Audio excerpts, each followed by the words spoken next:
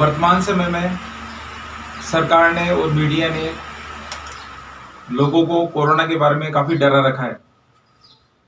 जिन लोगों के कोई बीमारी नहीं है और वो बिल्कुल स्वस्थ है, वो लोग यदि अपनी इम्यूनिटी को बढ़ाकर रखते हैं तो उनको कोई खतरा नहीं रहता है। जिन लोगों की उम्र ज़्यादा है, 65 से ऊपर के लोग हैं, 10 साल से छोटे जो बच्चे हैं, कि उनको ही बाहर नहीं निकलना। स्वस्थ व्यक्ति है वो यदि घर पे ही रहेंगे और ये कार्य नहीं करेंगे तो ये चीज़ देश की अर्थव्यवस्था के लिए ठीक नहीं है। इसलिए हम सबको कोरोना के साथ रहकर जीना होगा।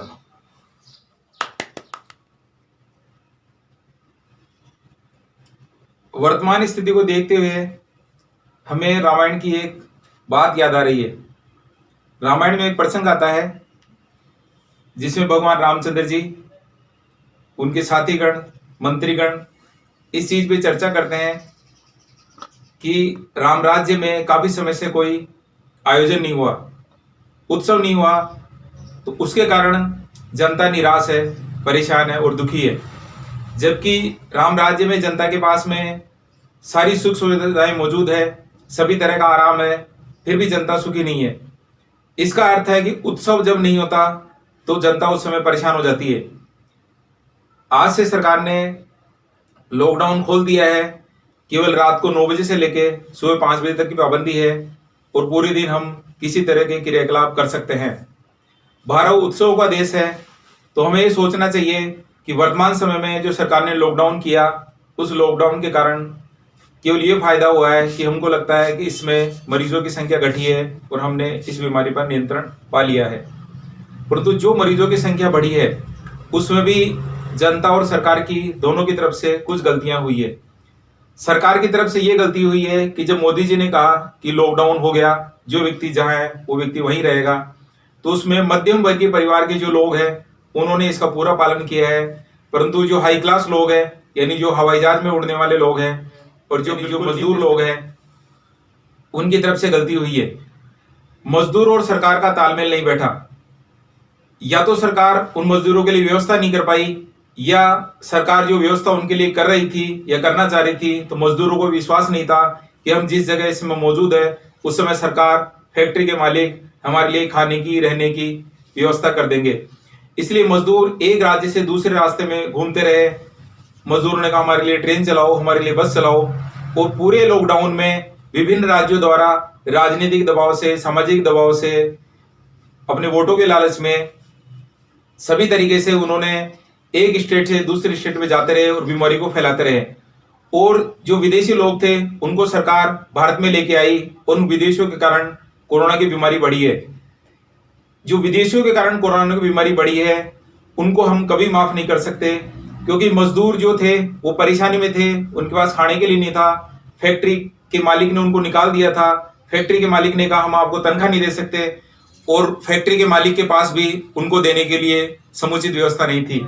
परंतु जो लोग विदेशों में रह रहे थे वो साधन संपन्न थे, वो समझते थे, वो बीमारी के प्रकोप को समझते थे, और वो लोग डर के अपने देश में आ गए। उनको डरने की क्या आवश्यकता थी? तो उन विदेशी लोगों ने जब बीमारी को फैलाया है तो उनको ये बीमारी, उनको कोरोना, उनको समाज, उनका भारत और उनका खुद का देश भी उनको कभी माफ नहीं करेगा। हो सकता है जब वो विदेश में वापस जाना चाहेंगे तो इस तरह की परिस्थिति हो जाएगी कि ना तो वो भारत में रह सकेंगे, क्योंकि भारत में उनके लिए जीविका नहीं होगी, और ना विदेश की सरकार उनको वापस बुलाएगी। इसलिए इस लॉकडाउन में सबसे बड़ी गलती जो की है वो उन विदेशी लोगों ने की है। अब जो होना था वो हो चुका। अब हम क्या कर सकते हैं? अब हम ये कर सकते हैं कि हमारे शरीर की इम्यूनिटी पावर को बढ़ाएं। सारी चीजों को निष्कर्ष निकालते हैं तो सारा निष्कर्ष इस चीज पे आता है कि यदि शरीर की इम्यूनिटी पावर सही है तो उस व्यक्ति को कोरोना, डेंगू, चिकनगुनिया, किसी भी तरह की बीमारी से कोई समस्या नहीं है।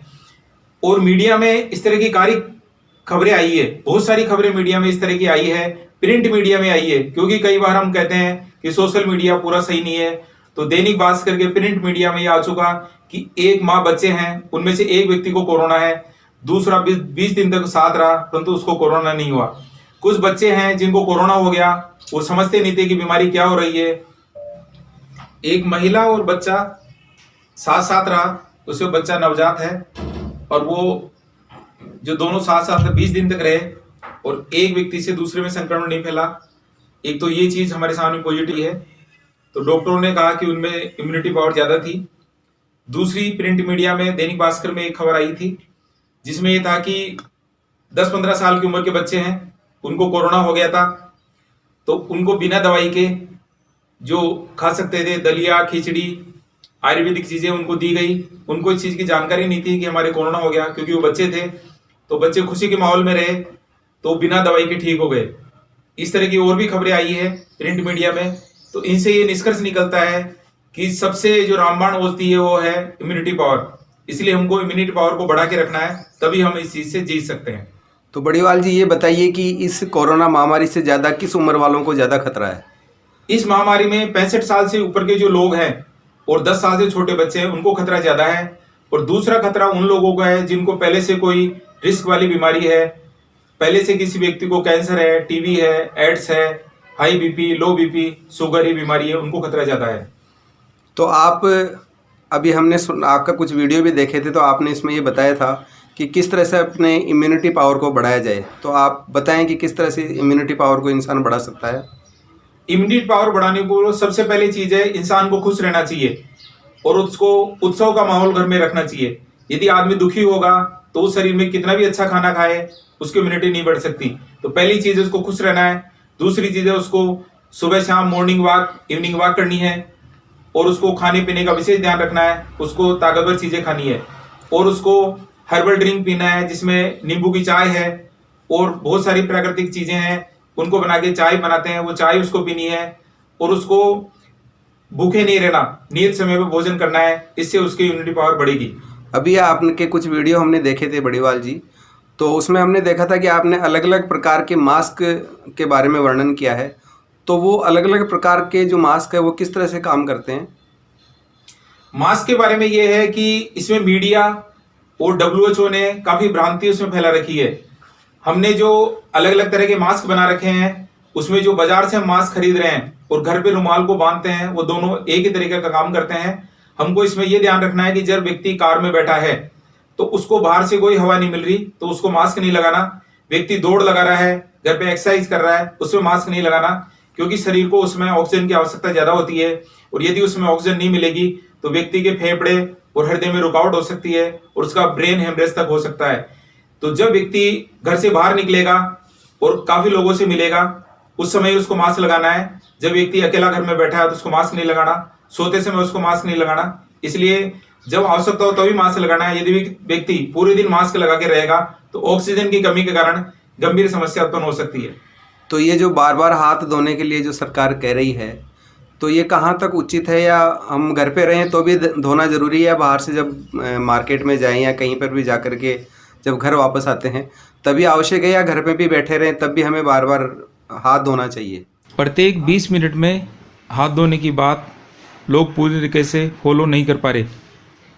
इसलिए हाथ धोने का ज़रूरी समय इस प्रकार है। खाना खाने के तुरंत पहले साबुन से हाथ धोए, चाहे आपने उससे पहले कितनी बार हाथ धो चुके हो।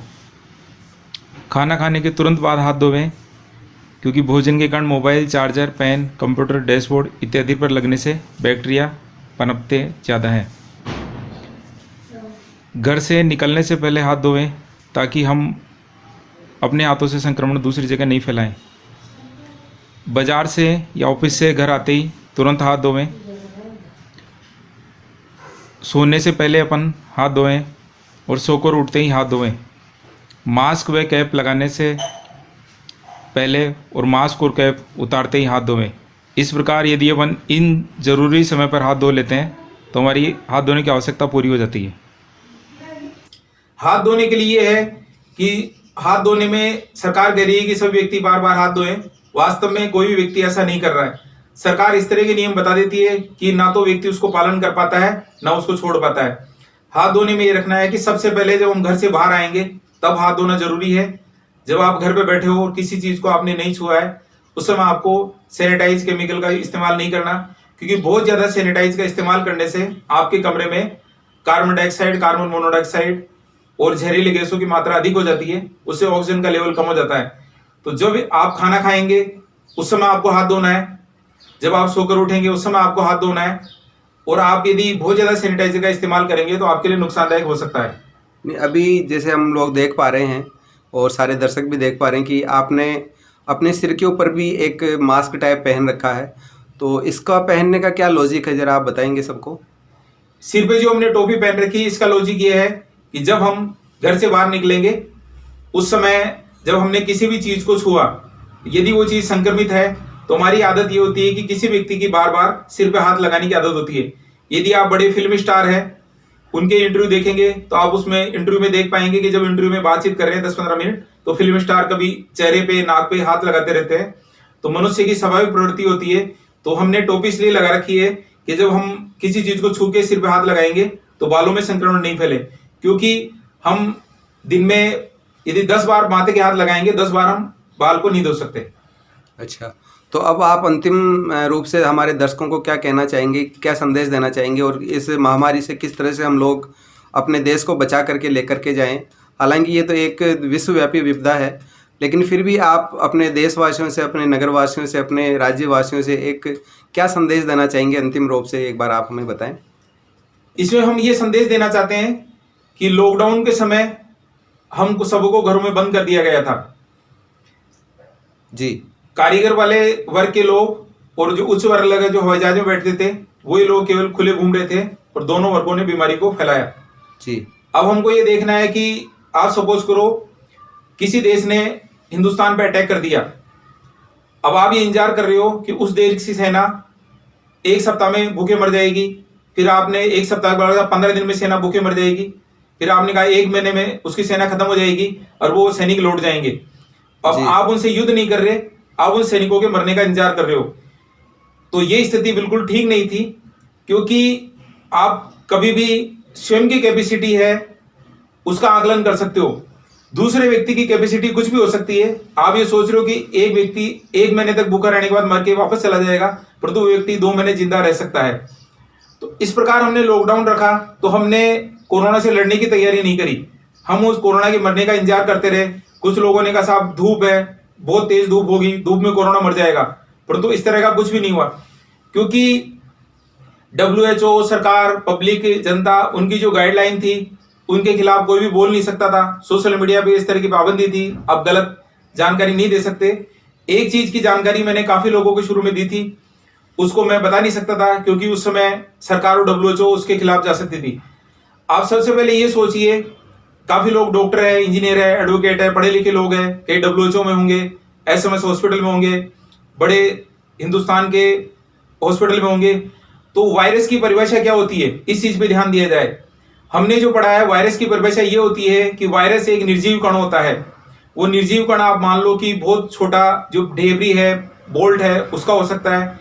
आपको बोल्ट दिखाई देता है, स्क्रू दिखाई देता है, तो वायरस दिखाई नहीं देता, इतना सा फर्क है, वायरस छोटा है। तो वायरस की परिभाषा ये होती है कि वायरस 1 दिन, 2 दिन, 15 दिन, 1 महीने, जो उसकी खुद की कैपेसिटी है उतने दिन तक वो व्यक्ति वातावरण में रह सकता है। वायरस एक इंसान मान के चलो, अब हम वायरस को डिसाइड कर रहे हैं कि सब 15 दिन में मर जाएगा, 1 महीने में मर जाएगा, तो वायरस से आपकी बात थोड़ी हुई है कितने दिन में मर जाएगा। जी जी जी, तो हमने वायरस को इंसान डिसाइड कर रहा था जी। तो वायरस से जब तक वातावरण में रहेगा वो कितने दिन में रह सकता है, वो उसकी कैपेसिटी है। आप स्वयं सुरक्षा करो अपने शरीर की और उससे लड़ने की तैयारी करो। तो वायरस से लड़ने के लिए जब आप अपने शरीर की इम्यूनिटी को बढ़ाओगे तब आप आपका शरीर ताकतवर होगा और उस वायरस से आप लड़ सकते हो। जब वायरस इंसान के शरीर के अंदर घुस जाता है उसके बाद वो एक्टिव होके जिंदा व्यक्ति की तरह कार्य करेगा। तो वायरस जिंदा जब होता है जब आपके शरीर के अंदर होता है, जब वायरस आपके शरीर के बाहर है तो वो निर्जीव है। इसलिए आप जितने भी केमिकल सैनिटाइज का इस्तेमाल कर रहे हो वो आपके शरीर को नुकसान पहुंचा रहा है। तो आप प्राकृतिक चीजों को खाओ, प्राकृतिक घर पे बने हुए सैनिटाइजर का इस्तेमाल करो। हम फिटकरी है, नीम है, तुलसी है, इन चीजों की बात करते हैं तो लोग बोलते हैं भारत के लोग अंधविश्वासी है, दक्षिण विचारों के हैं, इनसे कुछ नहीं होता। तो आप ये देखो भी अमेरिका जो अच्छे विचारों के लोग हैं, हाइजीन वाले लोग हैं, वहां संख्या में ज्यादा लोग मर रहे हैं, हिंदुस्तान में लोग कम मर रहे हैं। तो हमको आयुर्वेदिक की तरफ जाना होगा, इम्यूनिटी को बढ़ाना होगा, प्राकृतिक चीजों को अपनाना होगा, तभी भारत सुरक्षित रह सकता है। धन्यवाद। नहीं, एक बार हम आपसे एक चीज़ और पूछना चाहेंगे कि जैसा कि आप वास्तुविद हैं और बहुत सारे सर्वगुण संपन्न हैं, तो बड़ीवाल जी भी हमने आपका एक वीडियो भी देखा था जिसमें आप एक कविता भी गा रहे थे। तो बड़ा अच्छा लगा और आपसे इंटरव्यू लिया, बहुत अच्छा लगा और आशा करते हैं और जब भी आपसे मुलाकात होगी आप अवश्य आएँ, दर्शकों को बताएं और अपना जो ज्ञान है, अपने जो विचार हैं लोगों तक अवश्य पहुंचाएं। धन्यवाद जी। और जो आपने अभी कविता एक बनाई थी, तो वो कहाँ से, किस तरह से आप इंस्पायर हुए और अपने कलम का जादू आपने पूरी दुनिया को दिखाया, तो वो ज़रा अगर आपको ध्यान हो वो एक आध लाइन तो बताएं दर्शकों को, अगर आपको कुछ याद है। उसमें कविता हमने ये बनाई थी कि चाइना में ऐसा वायरस जन्मा है, सारी दुनिया पे राज करेगा, जी जी जी मगर ये तो दुनिया भी देखे कि चाइना की नजर है कहाँ। इस कविता में ये है कि जो चाइना में वायरस पैदा हुआ, जी वो चाहे चाइना ने पैदा किया हो, गलती से हुआ हो, इच्छा से हुआ हो, तो उसमें चाइना की नजर कहाँ है। तो कुछ चीजें हैं जो व्यक्ति डायरेक्ट नहीं कह सकता, तो उन्होंने कविता के माध्यम से कहा था। तो चाइना की नजर पूरी दुनिया के जो व्यवस्था है उसको भंग करने में लगी हुई है। चाइना चाहता है कि सारी दुनिया की जो व्यवस्था है वो चाइना के हाथ में हो, पूरा व्यापार चाइना के नियंत्रण में हो। तो चाइना सबसे ज्यादा अमेरिका को नुकसान पहुंचाना चाहता था, ये उसमें साबित भी हो गया। तो हमने उस कविता में कहा है, चाइना में ऐसा वायरस जन्मा है, जी सारी दुनिया में जो राज करेगा, मगर ये तो दुनिया भी देखे कि चाइना की नजर है कहाँ। जी, बहुत बढ़िया बहुत बढ़िया। तो ये आपने खुद लिखी है कविता? हाँ, ये मैंने खुद लिखी है। बिल्कुल, बहुत अच्छा। तो अब हम चाहते हैं कि जब भी हम आपको इंटरव्यू लेने के लिए आएँ जब भी, तो आप ज़रूर पधारें और अपने जो विचार हैं वो हम सब तक पहुंचाएं। धन्यवाद बड़ेवाल जी। धन्यवाद। जो कोरोना बीमारी है वो बीमारी ज़्यादा बड़ी नहीं है, मीडिया वाले और लोग उसे बढ़ा चढ़ा कर बोल रहे हैं, जी लोगों जी को डरा रहे हैं जी और काम भी बंद पड़े हैं, मज़दूरों के पास काम नहीं है। तो इसके लिए मज़दूरों को काम के लिए आना चाहिए और गवर्नमेंट को उनके लिए व्यवस्था करनी चाहिए। जैसे कि अभी ट्रेनें बंद कर रखी है, बसें बंद कर रखी है, तो वापस चालू करनी चाहिए ताकि काम चालू हो सके। जैसा कि तनुल जी, हमने देखा है अभी कि आप एक स्टूडेंट हैं, तो एजुकेशन पे इसका क्या असर पड़ा है, मतलब अच्छा हुआ है या गलत हुआ है? जैसे कि छोटे बच्चे हैं वो तो खुश हो रहे हैं कि चलो स्कूल नहीं जाना पड़ रहा, लेकिन आप जैसे जो अब 11th स्टैंडर्ड वाले हैं या और हाई एजुकेशन वाले स्टूडेंट्स हैं, तो वो लोग क्या सोचते हैं इसके बारे में? अब कोरोना के समय पढ़ाई चल रही है पर ऑनलाइन क्लासेस चलती है, तो जी ऑनलाइन क्लासेस में कई तो समझ लेते हैं, कईयों को समझ नहीं आता है। कई ऐसे भी है जिनको समझ नहीं आता है फिर भी वहाँ बोल देते हैं हाँ समझ में आ गया, तो लोगों को प्रॉब्लम हो रही है। और जो फेस टू फेस होती है पढ़ाई, टीचर के सामने स्टूडेंट बैठ के पढ़ता है, वो सबसे अच्छी होती है। तो ऑनलाइन क्लासेस इतनी अच्छी नहीं है। तो आप ज़्यादा आनंद ऑनलाइन क्लास का लेते हैं या जो सामने टीचर आपको ऑन बोर्ड पढ़ाती हैं उसका आनंद ज़्यादा लेते हैं? जो ऑन बोर्ड पढ़ाता है। अच्छा, क्योंकि आप अपने दोस्तों के साथ में मस्ती करते हुए पढ़ाई करते हैं। जैसे रामायण, आपने रामायण महाभारत देख करके काफ़ी एंजॉय किया होगा। सुबह रात को रामायण देखी, महाभारत देखी। जी, तो रामायण जैसे आपने देखी, ये एक धार्मिक एक एपिक है हमारे हिंदुस्तान का, तो इसमें कौन से कैरेक्टर से आप ज़्यादा प्रभावित हुए कि ये हमारी नॉर्मल लाइफ में, या आप यूँ माने कि मेरे खुद के ऊपर इसको अपनाना चाहिए, किस कैरेक्टर से आप ज़्यादा प्रभावित हैं? सबसे अच्छा कैरेक्टर राम का था। जी वो सबसे अच्छे से बात करते थे, हंस के बात करते थे, उस कैरेक्टर को अपनाना चाहिए। जी, बहुत अच्छा।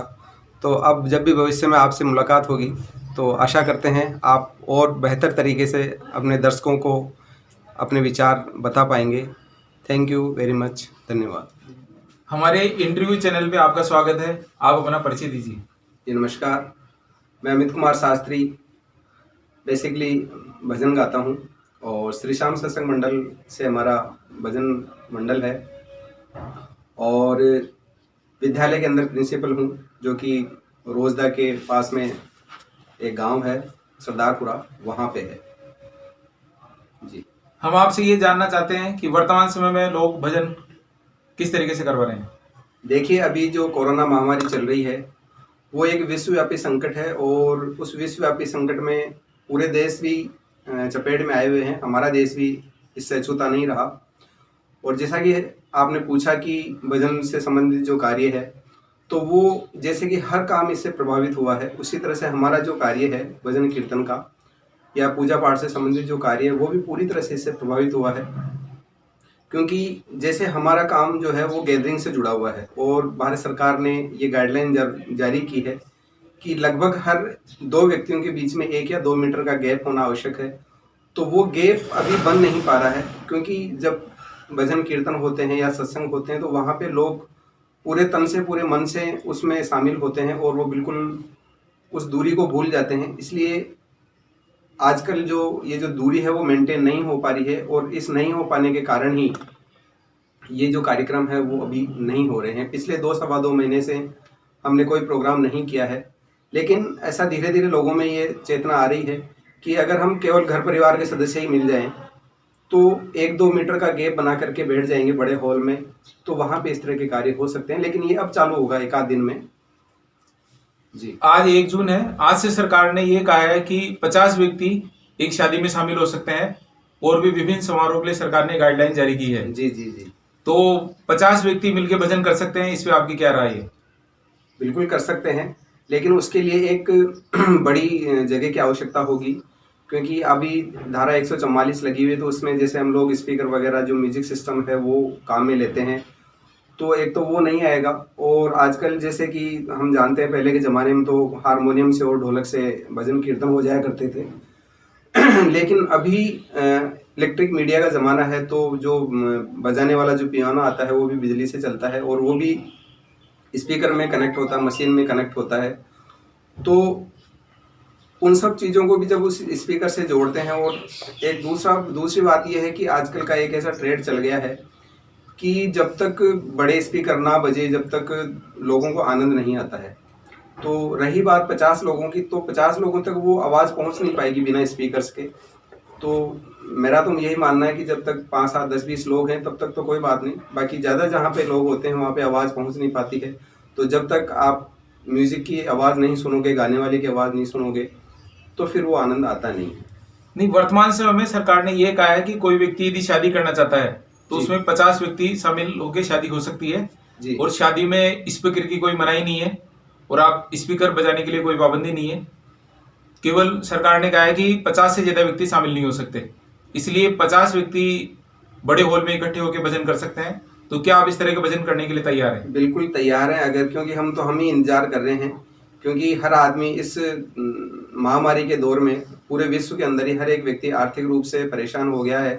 क्योंकि जैसे तैसे जो हम लोग मिडिल क्लास के लोग हैं, उन्होंने 2 महीने लगभग अपनी जो सेविंग्स थी उस सेविंग्स को यूज़ कर लिया, लेकिन अब धीरे धीरे जो है आर्थिक समस्याएं आ रही है। तो हम भी चाहते हैं कि जल्दी से जल्दी इस प्रकार के हमारा जो कार्य है, या ये मैं यूँ कहूँ कि न केवल हमारा बल्कि सभी जितने भी लोग जो हैं उनके व्यवसाय खुल जाएं, उनके व्यवसाय वापस वो एक बार जो ट्रेन रुक गई थी पटरी के ऊपर वो वापस दौड़ने लगे, ज़िंदगी की गाड़ी वापस दौड़ने लगे, सभी लोग एक बार वापस अपने व्यवसाय में, अपने ऑफिसेज में या जहाँ पे भी जो अपना आजीविका जहाँ से कमाते हैं वो वहाँ पे पहुँच जाए। और जैसा कि आप कह रहे हैं कि 50 आदमी, हम तो चाहते हैं कि 100 आदमी इकट्ठे हो, बल्कि 50 आदमी तक अगर सरकार चाहती है तो वो हो सकता है, उसमें कोई प्रॉब्लम नहीं है, हम भी चाहते हैं।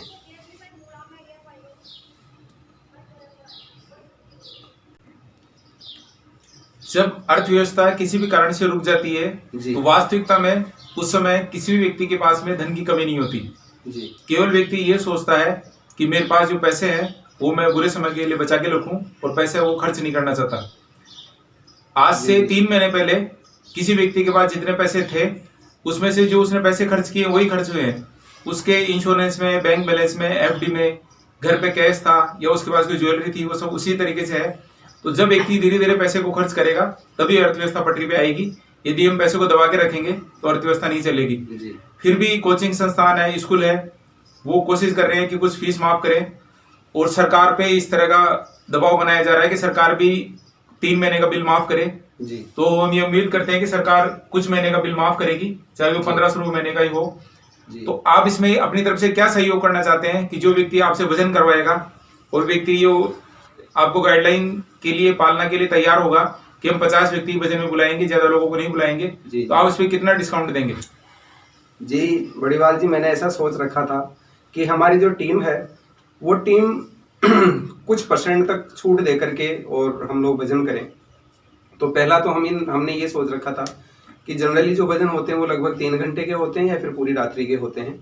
तो हमने एक चीज़ तो ये सोच रखी थी कि उस टाइम को थोड़ा सा हम रिड्यूस कर दें, यानी जो भजन का जो ड्यूरेशन हम लोग रखते हैं 3 घंटे का लगभग, तो उसको एक तो हम 2 घंटे तक कर लें। और दूसरा हम ये सोचते हैं कि जितनी समस्याएं जैसे आर्थिक हालातों से हम लोग गुजर रहे हैं, तो हर एक मध्यम वर्गीय परिवार जो है वो भी उसी तरह के आर्थिक हालातों से गुजर रहा है, ऐसा सोचते हैं। तो जैसे हम समस्याओं से घिरे हुए हैं तो वो अगले लोग भी घिरे हुए होंगे। तो हम चाहते हैं कि कुछ परसेंटेज तक इसमें हम लोग छूट दें उनको। जैसे कि हम लोग जनरली 4,000 रुपये या 5,000 रुपये में प्रोग्राम करते हैं, तो 10% 20% तक की हम रिबेट दे करके और हम वापस हमारी जो गाड़ी है उसको पटरी पे लेकर के आए, ताकि उनको भी थोड़ा सा आर्थिक लाभ हो जाए और हमारा भी जो व्यवसाय है वापस अपनी पटरी पे आ पाए। आप जो लोगों को भजन की फीस में छूट दे रहे हैं, हम उसका बहुत बहुत धन्यवाद करते हैं जी। और उम्मीद करते हैं कि लोग इस छूट का फायदा उठाएंगे जी। और हम आपसे ये चाहते हैं कि कोई व्यक्ति आपको भजन करने के लिए बुलाए तो आपको नहीं घबराना चाहिए, आपको तहे दिल से उनका स्वागत करना चाहिए और भजन का प्रोग्राम करना चाहिए। और सरकार जो नियम बता रही है, मास्क का है, सोशल डिस्टेंसिंग है, उनकी पालना करते हुए आप भजन करवाएं, क्योंकि जब आप भजन करेंगे तो लोगों में उत्सव का माहौल होगा, खुशी का माहौल होगा जी। और भजन करने के बाद में उन लोगों की इम्यूनिटी पावर बढ़ेगी जी। आप इस चीज पे ध्यान दीजिए, क्योंकि जब व्यक्ति खुश रहते हैं तो उसकी इम्यूनिटी बढ़ती है जी। तो आप भजन करके लोगों की इम्यूनिटी पावर बढ़ाएंगे तो एक बहुत अच्छा कदम है। तो क्या इस कदम के लिए आप तैयार हैं? जी बड़ीवाल जी, बिल्कुल मैंने भी ऐसा सोचा है। हमारी टीम ने पूरी ने मिलकर के ये सोचा था कि जब भी हमें कहीं से भी इनविटेशन आएगा तो हम सबसे पहले जिस पार्टी के यहाँ पे जाएंगे उससे बैठ करके पूरा डिस्कस करेंगे कि हमें किस तरह से बैठना है, किस तरह से हमें सोशल डिस्टेंसिंग रखनी है, किस तरह से सभी लोगों को मास्क लगाना अनिवार्य होगा। जब हम गेट पे एंट्री करेंगे तो वहाँ पे सैनिटाइजर होगा और जिस जगह पे हम लोग बैठेंगे उस रूम को, उस हॉल को पहले पूरी तरह से सैनिटाइज किया जाएगा। और जब हम वहाँ से आ जाएंगे तो उसके बाद भी उस जगह को सैनिटाइज किया जाएगा। जितने भी लोग उसमें शामिल होंगे, जितने भी चीज़ें वहाँ पे रखी हुई होगी, उन सभी पे जो है सैनिटाइज का यूज़ किया जाएगा। क्योंकि ये एक ऐसा वायरस है जो कि अदृश्य है, या यूँ कहें कि कुछ लोग ऐसा बोल रहे हैं या वैज्ञानिक लोग ऐसा बोल रहे हैं कि ये ऐसा वायरस है जिसको माइक्रो स्कोप के माध्यम से ही देखा जा सकता है। तो जो इतनी छोटी सी चीज़ है वो हमारी इन आँखों से नहीं देखी जा सकती। तो हम कोशिश करेंगे हर एक चीज़ को अच्छी तरह से सैनिटाइज करें, भले हमारे हाथ हो, हमारे कपड़े हो, हमारे म्यूजिक इंस्ट्रूमेंट हो या हमारे स्पीकर हो या जो भी जगह है उन, तो सभी चीज़ों को सैनिटाइज करके और डिस्टेंसिंग का खास तौर से हम ख्याल रखेंगे। क्योंकि सुरक्षा हमारी भी है, सामने वाले की भी है। प्रॉब्लम में हम कोई भी नहीं आना चाहते और जैसा कि सभी के ऊपर समस्या है तो उसमें हम भी शामिल, अगले लोग भी शामिल है। तो हम चाहते हैं कि पूरी सुरक्षा को ध्यान में रखते हुए हम हमारे कार्य को संपन्न करें और खुद भी खुश रहें और सामने वाले जो भी लोग हमारे इस कार्यक्रम में शामिल होते हैं वो सब भी खुश होकर के अपने अपने गंतव्य तक पहुँचें। जैसा कि सर्वविदित है कि आप सत्संग का कार्य करते हैं जी जी। और आप सुंदरकांड, भजन, सत्संग, श्याम सत्संग, राती जगह सभी तरह के प्रोग्राम करते हैं जी। तो आपका ये क्षेत्र है जो धर्म से जुड़ा हुआ क्षेत्र है जी। और बहुत से विद्वान पंडित है वो आपके जानकार होंगे। जी जी। और कई बार इस तरह का देखा गया है कि अमेरिका से, जापान से, विदेश से लोग आते हैं और अपने जो पूर्वज है उनका श्राद्ध करते हैं जी। और जो अपनी भारतीय परंपरा है, श्राद्ध की परंपरा है, और अपने कोई व्यक्ति घर में शांत हो जाता है तो 15 दिन का उसका जो प्रोग्राम होता है जी, उसको वैज्ञानिक दृष्टि से अच्छा मानते हैं जी। चाहे आप उसकी कितनी भी आलोचना करें, उसे बहुत सारे फायदे हैं, उन पर अभी चर्चा करेंगे तो उसका एक अलग से वीडियो बन जाएगा। बिल्कुल। इसलिए हम श्राद्ध पक्ष की और जो भारतीय व्यक्ति जब शांत हो जाता है उस पर भी डिस्कस नहीं करना चाहते। हम आपसे ये जानना चाहते हैं कि जब विदेशी लोग भी इस परंपरा में विश्वास कर रहे हैं तो कुछ समय पूर्व तो जो श्राद्ध कार्यक्रम है या जो हरिद्वार में जाते थे उसमें पाबंदी थी जी। अब गहलोत सरकार ने फ्री में बसें चलाई है कि वो व्यक्ति वहां पे जाएंगे। जी जी। तो आप ये बताइए कि जो आपके विद्वान पंडित जी है उनकी क्या राय है कि जब वो व्यक्ति उनका हरिद्वार में जो क्रियाक्रम करके वापस आएंगे तो उस समय उनको भजन सत्संग करने की कितनी आवश्यकता है? देखिए बड़ीवाल जी, ये जो टॉपिक है वो एक आस्था से जुड़ा हुआ टॉपिक है और बात किसी भी, चाहे हिंदू हो, मुस्लिम हो, सिख हो, ईसाई हो, प्रत्येक वो व्यक्ति जो धर्म में विश्वास करता है वो इन सब चीज़ों को मानता ही है। और जो इन सब चीज़ों को नहीं मानता, वो फिर चाहे किसी भी धर्म का हो, वो उसको कितने भी लॉजिक दे दिए जाए, वो उन चीज़ों को नहीं मानेगा। कुछ लोगों को जैसे कि हम लोग देखते हैं कि सजीव सजीव भी होते हैं और निर्जीव भी होते हैं, यानी निर्गुण ब्रह्म भी होते हैं और साकार ब्रह्म भी होते हैं। तो जो लोग मानते हैं उनके लिए तो सारी ही चीज़ें लागू होती है, लेकिन जो लोग नहीं मानते उनके ऊपर कोई भी किसी भी प्रकार की चीज़ें लागू नहीं होती। तो मैं आपसे ये कहना चाहूँगा कि ये जो समय पिछला 2-2.5 महीने का बीता, इस महीने इन 2-2.5 महीने के दौरान कोई भी किसी भी प्रकार के धार्मिक कार्य नहीं हो पाए, धार्मिक अनुष्ठान नहीं हो पाए, भजन कीर्तन नहीं हो पाए। जिन दिवंगत लोग इस दुनिया को छोड़ करके चले गए, उनके परिवार वाले भी चाहते हैं कि उनके आत्मा की शांति के लिए हवन भी होए, धार्मिक भजन भी होए और सभी प्रकार के जो कि हम हिंदू धर्म के लोग अपनी परंपराओं से जुड़े हुए हैं, वो सारी परंपराएं संपन्न हुए। जैसा कि हमने देखा है, अखबार में भी देखा है, टीवी पे भी देखा है कि जो कोरोना से संबंधित जो संक्रमित होकर के जो लोग इस दुनिया को छोड़ करके चले गए, तो उन परिवार के लोगों को ये भी नसीब नहीं हुआ कि वो अपने उस दिवंगत व्यक्ति को जो उसे छोड़ करके चला गया है, उसको हाथ भी लगा पाए। और कई बार तो स्थितियां ऐसी है कि केवल वीडियो कॉन्फ्रेंसिंग के माध्यम से उस व्यक्ति की डेड बॉडी उस परिवार को दिखा दी जाती है और उसको पुलिस प्रशासन मान लें या फिर मेडिकल स्टाफ के लोग मान लें या यूं कहें कि गवर्नमेंट के माध्यम से उसकी बॉडी को बर्न कर दिया जाता है। तो जब ऐसी स्थितियां आ जाती है, तो ऐसी स्थितियों के अंदर परिवार के लोग चाहते हैं कि चलो वहाँ तो जो भी हुआ वो कोई बात नहीं, उनकी बदकिस्मती थी। लेकिन अब जो है इस तरह के जो धार्मिक अनुष्ठान जो होते हैं, जिस तरह से उसकी आत्मा को शांति दी जा सके, तो वो उनको कराना अपने आप में वो लोग जरूरी मानते हैं। परंतु इन सब के बीच में एक पॉजिटिव बात जो है वो पूरी दुनिया जानती है कि सबसे पॉजिटिव ये है कि कितनी भी परिस्थिति खराब हो गई हो, जी जी, पुलिस के जो लोग हैं, डॉक्टर है, मिलिट्री है, सफाई कर्मचारी है और जो ट्रक चलाने वाले लोग हैं जो सामान को एक स्थान से दूसरे स्थान पर भेज रहे थे जी और ट्रेन चलाने वाले लोग हैं जो ट्रेन में खाने पीने का सामान एक राज्य से दूसरे राज्य में भेज रहे थे, जी, ये सब लोग बिना छुट्टी लिए कार्य कर रहे थे जी। तो इनको भी कोरोना का उतना ही खतरा था जितना हमको है। बिल्कुल। परंतु इन सबको हमने कोरोना योद्धा नाम दिया है। बिल्कुल। तो हम ये चाहते हैं कि यदि कोई व्यक्ति भजन कराना चाहे, सत्संग करना चाहे, उससे उनके परिवारजनों को, दिवंगत आत्माओं को शांति मिलेगी। जी। तो हम आपको भी कोरोना योद्धा की श्रेणी में रखना चाहते हैं। जी बहुत। तो यदि कोई भी व्यक्ति भजन करना चाहे तो हम चाहते हैं कि आप निसंकोच कोरोना योद्धा की भांति भजन सत्संग करके उनका मनोबल बढ़ाएं।